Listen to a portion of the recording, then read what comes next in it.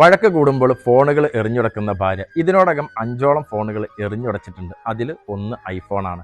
ഭർത്താവ് ഭാര്യയും കൂട്ടി കൗൺസിലിങ്ങിന് വന്നപ്പം ഭാര്യയെക്കുറിച്ച് പറഞ്ഞിട്ടുള്ള ഒരു പരാതിയായിരുന്നു.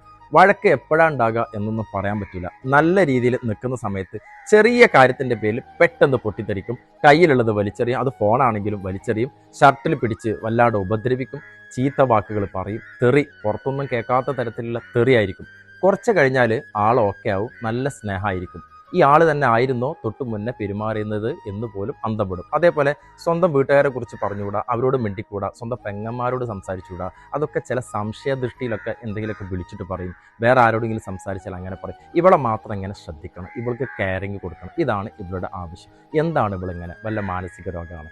ഇത്തരം ഘട്ടത്തിലൂടെ ഒരുപാട് ആളുകൾ കടന്നു പോകുന്നുണ്ട്.